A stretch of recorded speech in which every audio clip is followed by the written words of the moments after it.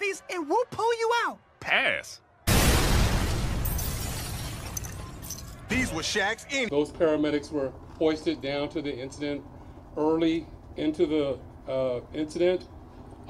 They did a search of the area for survivors. Unfortunately, all the survivors on board were determined to have been perished.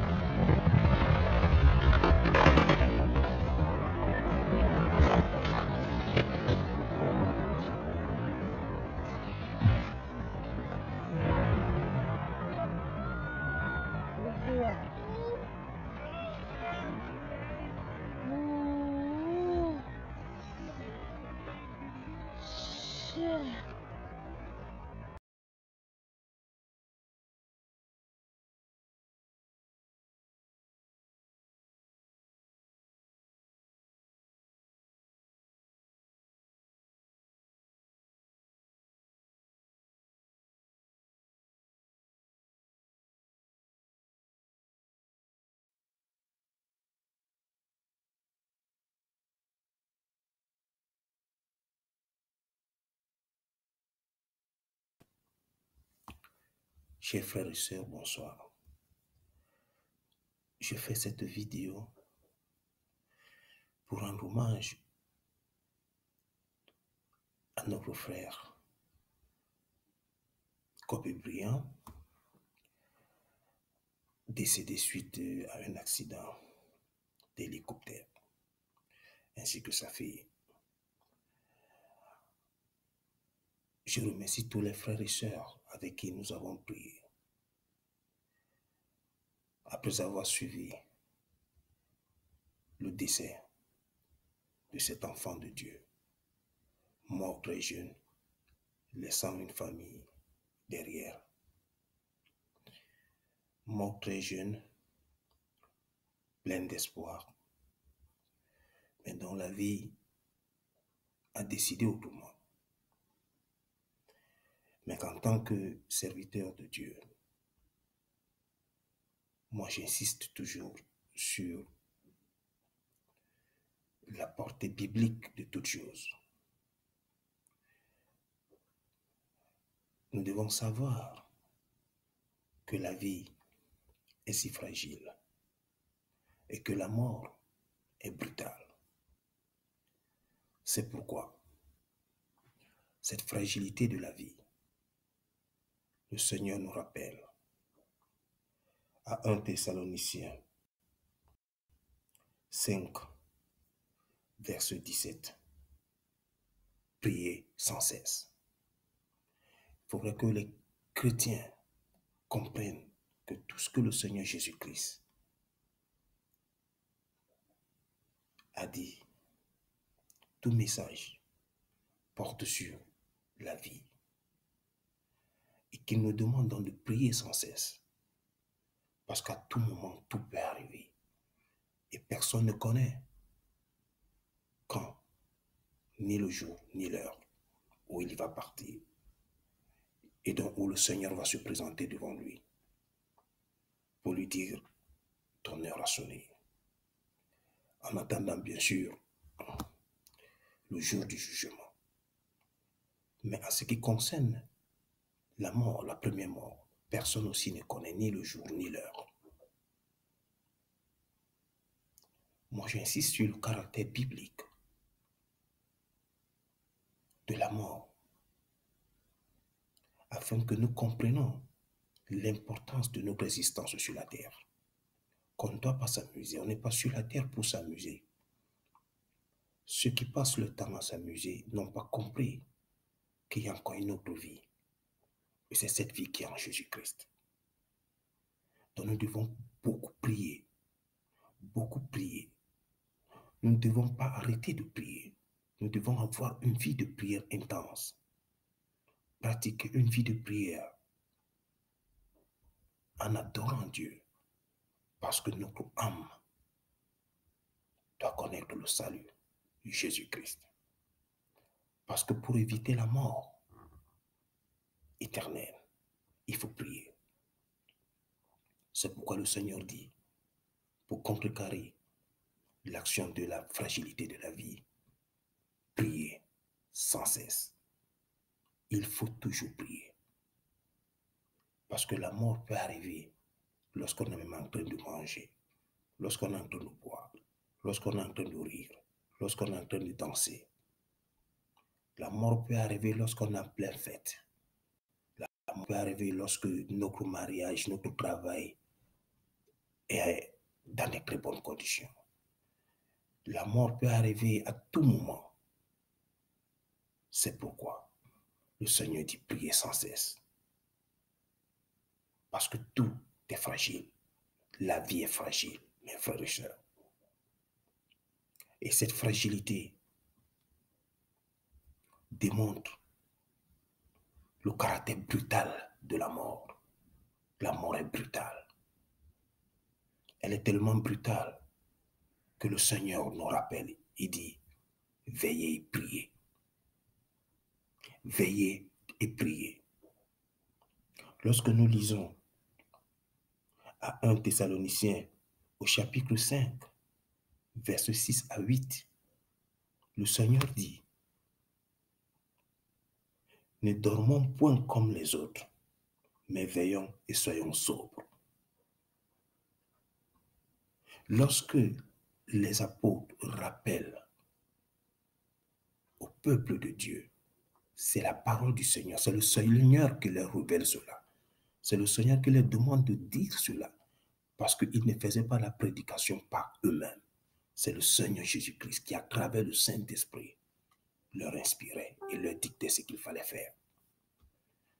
Donc le Seigneur nous demande de ne pas dormir comme les autres. Cela veut dire quoi? Cela veut dire toujours de prier, de marcher sur les pas de la parole divine.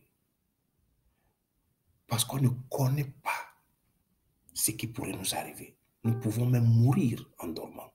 Mais si alors nous avons passé le temps dans le péché, nous avons passé le temps sans aimer Dieu, sans montrer Dieu aux autres à travers nos pensées, nos sentiments, nos comportements, c'est du gâchis. C'est pourquoi ce texte de Thessaloniciens nous rappelle donc de ne pas dormir. Cela veut dire quoi? C'est notre âme qui ne doit pas dormir. Parce que notre âme ne se fatigue pas. Notre âme est toujours en perpétuel mouvement. Parce qu'il est lié au souffle de vie. Et le souffle de vie est lié à l'Esprit de Dieu. Si donc nous pratiquons tous les jours, comme nous le faisons, en priant, en lisant la Bible, en la mettant en pratique, alors nous sommes en train de préparer notre âme à attendre le Seigneur, son époux. Et ainsi, à tout moment, quand le Seigneur se présente, même lorsque nous avons fait un accident qui est mortel, mais nous serons toujours là pour dire éternel, je suis heureux de te retrouver. Les gens seront tout autour de nous en train de pleurer, mais nous, au contraire, nous serons dans la joie, en esprit, parce que nous allons rencontrer notre époux. C'est pourquoi le Seigneur, à travers les apôtres, dit, il dit, ne dormons point comme les autres. Quels sont ceux qui dorment? Ce sont des païens. Ce sont ceux qui ne croient pas en Dieu. Ce sont ceux qui ne croient pas en Jésus-Christ. C'est ceux qui ne pensent qu'à la matière, qui ne pensent qu'au matérialisme, au succès, qui ne pensent qu'au bonheur de ce monde, mais ignorent le bonheur éternel. C'est ça, voilà pourquoi il nous dit ne dormons pas. Cela ne veut pas dire que nous n'allons pas dormir. Non, il parle de notre esprit, de notre âme. Et pour que notre âme parvienne à ce niveau de ne pas dormir, il faut prier tous les jours, à temps et à contre-temps. Dans toutes les situations, il faut toujours prier. Il faut toujours se remettre à Dieu. Il faut toujours adorer Dieu. C'est pourquoi la mort est un mystère, comme la vie est un mystère. Mais dans les deux, alors que la vie est fragile sur la terre, elle est brutale. C'est pourquoi la mort est appelée à finir. D'où la résurrection du Seigneur Jésus-Christ. D'où son retour qui est bientôt. Parce que c'est la fin de la mort. Et nous devons le savoir que celui qui a introduit la mort au jardin d'Éden, c'est le diable. Donc lorsque le Seigneur Jésus-Christ nous dit, veillez et priez, car le lion rôde tout autour de vous, comme un lion à la recherche de sa proie. Il ne veut que parler de la mort aussi. Il veut parler de la mort. Donc nous ne connaissons pas le jour que la mort va nous prendre, mais elle est là. Elle rôde, elle cherche. Elle nous cherche dans le plaisir, elle nous cherche dans les joies. Elle nous cherche dans les querelles, dans les disputes. Elle nous recherche dans les conflits. Elle nous recherche au moment où nous ne nous attendons pas. C'est son rôle, la mort. Cela veut dire le diable. C'est lui qui incarne la mort. C'est pourquoi le croyant chrétien doit veiller et prier. Prier et veiller. Cette mort, lorsque vous regardez, vous allez voir dans cette vidéo, elle est tellement brutale, cet accident d'hélicoptère. Tellement brutal. Cela veut dire qu'ils ont vu leur mort. Que le père et l'enfant ont vu leur mort. Lorsque l'avion, ou l'hélicoptère, autant pour moi, a commencé sa descente dans la chute, mettez-vous à leur place. C'était le désarroi. C'est ce sentiment qui doit animer le monde. C'est ce sentiment qui doit animer chacun qui voit cette vidéo. Et non toute la caricature que les médias vont développer, ainsi que des hommes et des femmes de mauvaise foi qui ne voient que du n'importe quoi pour raconter aux enfants de Dieu. Mais les enfants de Dieu doivent avoir de la compassion pour cette personne qui est décédée et pour sa famille qui reste, ses amis qui ne vont plus le voir. Et le chrétien doit toujours donc avoir cette compassion que au juste, je dois faire quelque chose, je dois prier, je dois me préparer pour la mort, parce que la mort est brutale et la vie est fragile. Lorsque donc le chrétien a compris cela, il est toujours prêt comme un soldat. C'est pourquoi les apôtres nous rappellent, veillez, veillez, soyez donc sobres. Veillez donc puisque vous ne savez pas quel jour votre Seigneur viendra. Oui, effectivement. Donc dans Matthieu 24, au verset 42, c'est aussi clair. Le Seigneur nous le dit. Il faut veiller parce qu'on ne connaît pas, personne ne connaît. Et il le rappelle, ni les anges des cieux, ni lui-même le Fils de l'homme ne connaît pas le jour. Seul le Père qui est dans les cieux. Il y va aussi de même pour la mort, la première mort, comme il y sera aussi pour l'Apocalypse. Personne ne connaît ce jour. Mais ce premier Apocalypse qui est notre mort, personne aussi ne connaît. Personne ne connaît le jour ni l'heure. L'ange de la mort frappe, même quand on est bébé, quand on est vieux, quand on est vieillard, quand on est jeune. Comme il a frappé notre frère et ami, Kobe Bryant. Que dans les chrétiens ait de la compassion dans le cœur. Que parce que lorsque ces personnes ont vu l'hélicoptère prendre la chute, vous verrez dans la vidéo, l'hélicoptère n'a pas encore pris feu. Mais ce qui veut dire qu'ils sont déjà finis. Ils savent qu'ils vont mourir. Jusqu'à ce que lorsque l'hélicoptère se fracasse. Et c'est cette compassion qui m'anime. Et que, sincèrement, il animera aussi toute personne qui verra cette vidéo, afin que chacun puisse prendre ses responsabilités devant l'Éternel Dieu, afin que chacun puisse marcher selon la parole de Dieu, afin que nous suivons Dieu et non le monde et sa richesse et ses richesses et ses biens, afin que nous prenions une décision ferme, que cherchons Dieu. C'est la meilleure voie, la voie du silence, la voie de Dieu, la voie que nos parents nous ont laissée, Abraham, Jacob, David. C'est cette voie que nous devons prendre. Nous devons donc lire la Bible tous les jours. Nous devons donc prier tous les jours. Nous devons donc pardonner tous les jours. Nous devons vivre une vie de prière intense tous les jours et de mettre cette prière en pratique par une attitude correcte, par des gestes corrects.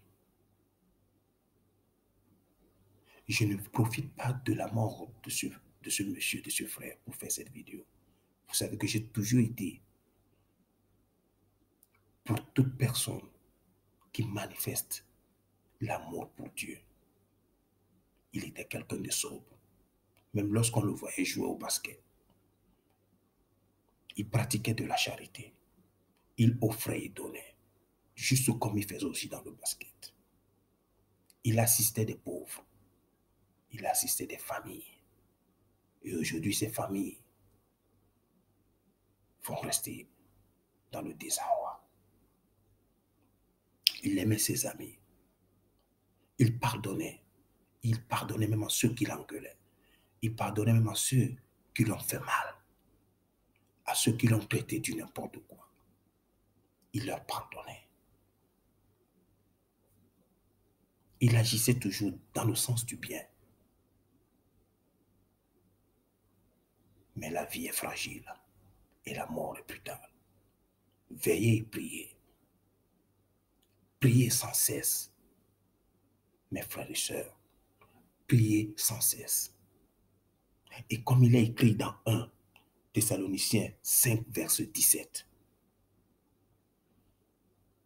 priez sans cesse.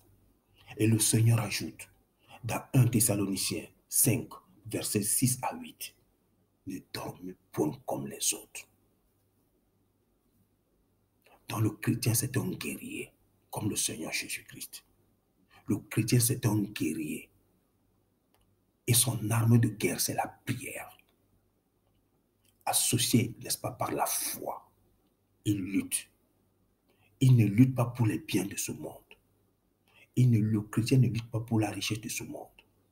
Le chrétien lutte pour la richesse des cieux, la bonté, la générosité, la paix, la foi, la patience, l'amour. Voilà ce que le chrétien cherche tous les jours, parce que c'est ce qu'il va offrir à Dieu dans le royaume des cieux, le moment venu. Donc, les versets que je suis en train de vous donner, lisez et relisez-les.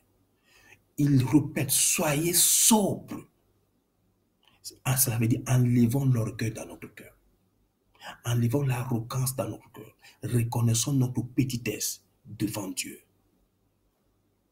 Et mettons Dieu devant toute chose. C'est ce qu'il veut dire, soyez sobres. Soyez sobres.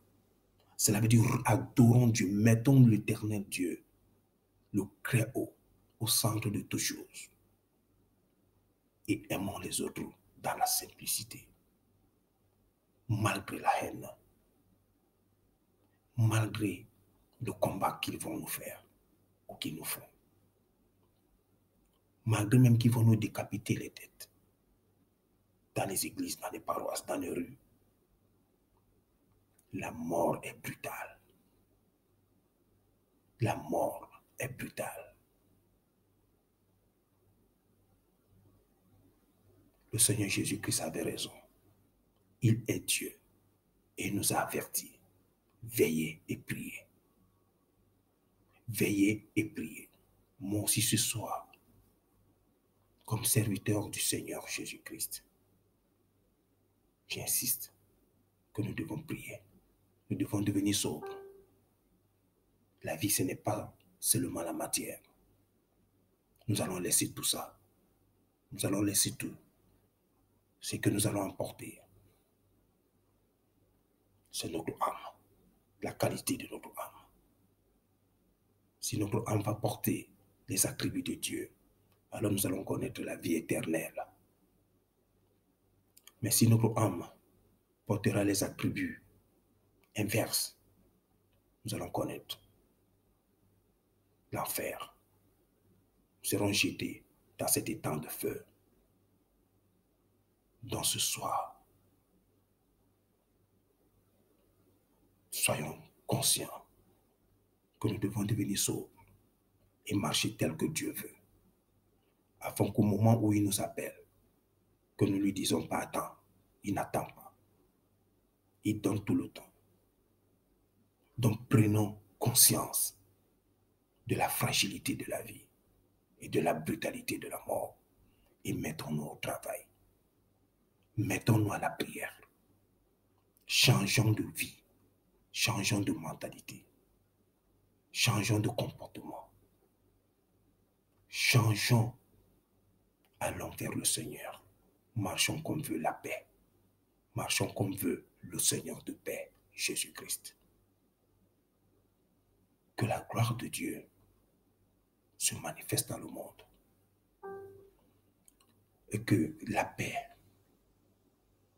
soit sur la famille du regretté Kobe Bryant. Paix à son âme. Paix aussi à l'âme de sa fille. Paix aussi à toutes les personnes qui sont décédées, notamment à Madagascar, suite aux inondations. Partout dans le monde, dans les guerres, au Congo, en Asie, dans d'autres pays d'Afrique.